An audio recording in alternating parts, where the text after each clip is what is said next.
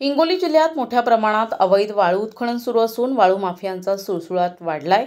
सेनगाव तालुक्यात अशाच वाळू माफियांनी महसूल पथकाला मारहाण केल्यानं मोठी खळबळ उडाली आहे। या प्रकरणी सेनगाव पोलीस ठाण्यात 6 जणांविरुद्ध गुन्हा दाखल करण्यात आला असून पोलिसांनी तातडीनं कारवाई करत अवघ्या काही तासात आरोपींना अटक केली आहे। सेनगाव तालुक्यात अवैध वाळू उत्खनन मोठ्या प्रमाणात सुरू आहे। महसूल पथकाला तपासणी दरम्यान वाळूने भरलेला एक टिप्पर आढळून आला। टिप्पर चालकाला विचारणा केली असता त्याने उडवाउडवीची उत्तरे दिली। यानंतर टिप्पर चालक आणि मालकानं मिळून महसूल पथकाच्या कर्मचाऱ्याला मारहाण केली। या घटनेनंतर सेनगाव पोलीस ठाण्यात तात्काळ गुन्हा दाखल करण्यात आला। पोलिसांनी अवघ्या 3 तासात आरोपींना बेड्या ठोकल्या। उपविभागीय अधिकाऱ्यांच्या सूचनेनुसार त्यांना हिंगोली येथे हजर करण्यात येत असताना एक विचित्र घटना घडली। पोलीस कर्मचाऱ्यांच्या गाडीमध्ये तांत्रिक अडचण आल्यानं आणि योगायोगाने उपविभागीय अधिकाऱ्यांच्याही गाडीत अडचण आल्यानं आरोपींना इंदिरानगर ते जिल्हाधिकारी कार्यालयापर्यंत पायी धिंड काढून घेऊन जावे लागले।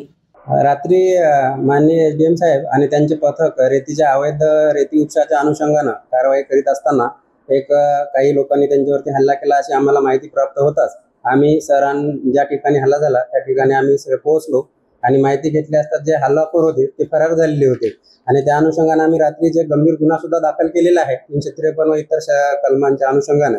आणि गुन्हा दाखल केल्यानंतर आम्ही पथक तयार करून आरोपीच्या शोधात आम्ही गेलो असता ते वाडोना परिसरामध्ये कुठेतरी एका शेतात लपलेले आहे अशी माहिती प्राप्त होताच आम्ही आमच्या पथकाने शितापतीने त्यांना ताब्यात घेऊन आम्ही आमच्या पोलीस स्टेशनला आणले। त्या दरम्यान सरांनी आम्हाला त्यांच्या समक्ष अटक करून हजर करण्याचं कारण तो जो गंभीर गुन्हा आहे तर मान्य सरांच्या समोर घडलेला होता तर त्या अनुषंगाने आमच्या समक्ष हजर करणे आम्ही आदेशित केले होते। त्या आदेशाप्रमाणे आम्ही त्याला ताब्यात घेऊन इथे हिंगोली एसडीएम कार्यालयाकडे येत असताना आमच्या वाहनाची हवा अचानकच आमची हे आहे बस स्टँडच्या समोर जाणवत होते की काहीतरी प्रॉब्लेम आलेला आहे तर आम्ही खाली उतरून बघितलं तर मागीलचा जो टायर आहे तो पंक्चर झाल्यासारखा वाटला आणि आम्ही त्या पंक्चर जिथं अवेलेबल आहे त्या ठिकाणी गेलो आणि तिथं ती गाडी आम्ही थांबून वेळेवर आता समजा ज्या गर्दीचं ठिकाण होतं तिथून आम्हाला वेळेवर कोणतेही वाहन किंवा इतर मदत मिळणे थोडा वेळ लागेल म्हणून आम्ही सुरक्षेच्या दृष्टीने तात्काळ पैदल इथपर्यंत आणले।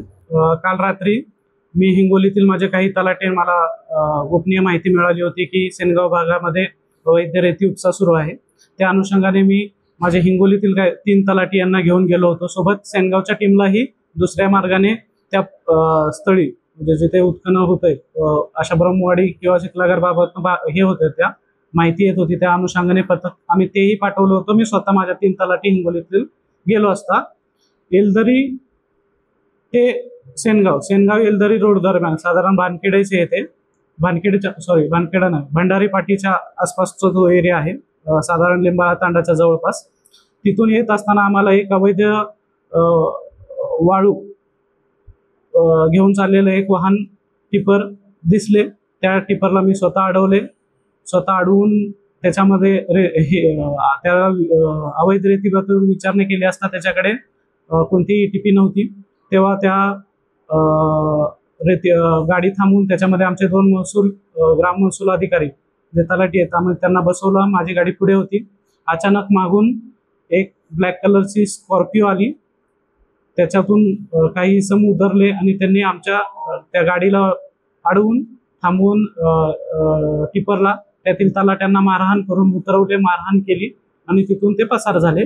मी समोर पुढेच होतो त्या अनुषंगाने माझ्या समोर हा सदर गुन्हा घडला असल्याने व सदर गुन्ह्यातील जो एक आरोपी आहे इसम आहे त्याच्यावर यापूर्वीही वाळूच्या अनुषंगाने त्याच्या गाड्या पकडल्या होत्या। त्याच्या भावाच्या बाबतीत मध्यंतरी मोठी बातमीही झाली होती अवैध वाळूच्या अनुषंगाने तर त्याला तो माझ्या समक्ष घडला असल्याने भारतीय न्याय संहितेच्या अनुषंगाने जे मला अधिकार प्राप्त आहेत माझ्या समक्ष जर गुन्हा घडला असेल तर मला अटक करण्याचे अधिकार आहेत। तर त्या अनुषंगाने मी सहाय्यक पोलीस निरीक्षक सेनगाव श्री मस्के यांना तात्काळ त्याला अटक करण्याची सूचना दिल्या होत्या तेव्हाच तोपर्यंत तो निघून गेला। त्यामुळे आपण त्याला लेखी आदेश त्याचे आम्ही जे त्यांना तोडी दिले त्याचं लेखी स्वरूपात मी त्यांना हे केलं होतं।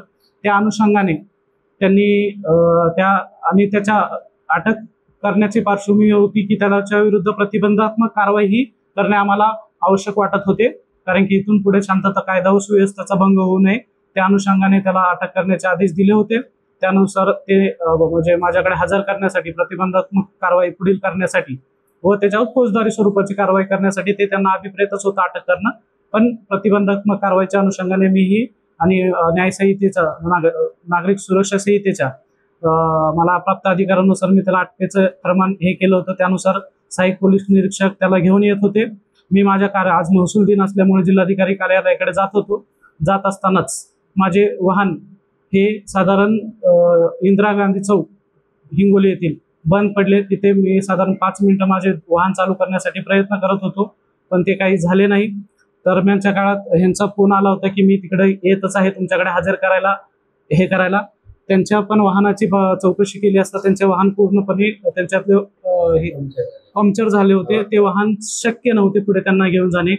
तिथे त्यावेळी आरोपीस तात्काळ तेवढे वेळ तिथं ठेवणे शक्य नव्हते. त्यामुळे आम्हाला त्याला माझ्या समोर अपेक्षित होते. त्यामुळे मला पहिली चालत यावं लागलं आणि त्यालाही आम्हाला त्याच्याशिवाय दुसरा पर्याय नव्हता. त्यामुळे आम्ही त्यांना त्यांचे तोंड झाकण्यासंदर्भात सूचना पण दिल्या होत्या की त्यांचे हे होऊ नये.